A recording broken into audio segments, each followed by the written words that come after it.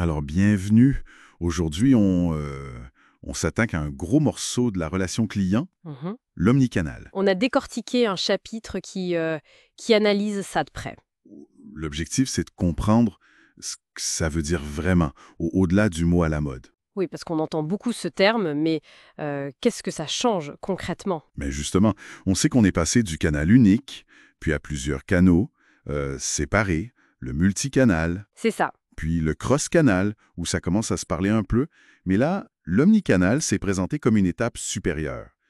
Qu'est-ce qui change vraiment alors? Le mot important, je crois, c'est fusion. Vraiment.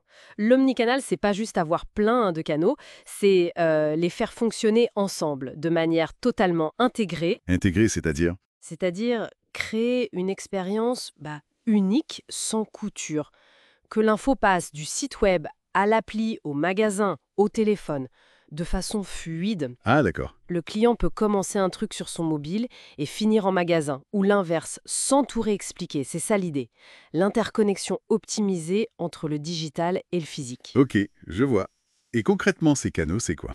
On a le magasin physique, bien sûr, Oui, le point de vente. le téléphone, avec même des options comme le click-to-call. Exactement, pour être rappelé, mais aussi l'email, le SMS, le chat en direct sur le site, Ah oui, le chat. les formulaires web, les FAQ intelligentes, et puis bien sûr les réseaux sociaux. Ça fait, ça fait un sacré paquet de points de contact à gérer. Tout à fait. Et pour que cette fusion marche, il faut maîtriser plusieurs activités clés. Prenons les appels entrants par exemple. Oui, c'est pas juste décrocher, faut une bonne distribution pour pas faire attendre 1000 ans. Un serveur vocal interactif, le SVI, qui soit bien fichu, qui guide bien sans énerver. Ah, le fameux SVI, tapez 1, tapez 2. Voilà. Mais il faut qu'il soit intelligent, qu'il aide vraiment.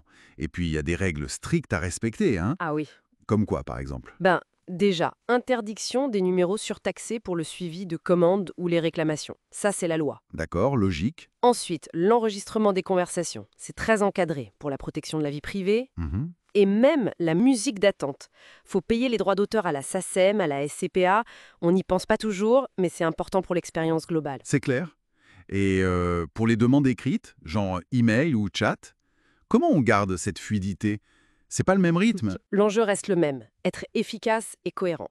Pour les emails, ça veut dire un bon tri, peut-être un peu automatisé au début, Ok. et des procédures claires pour que n'importe quel conseiller puisse reprendre le dossier. Archivage aussi.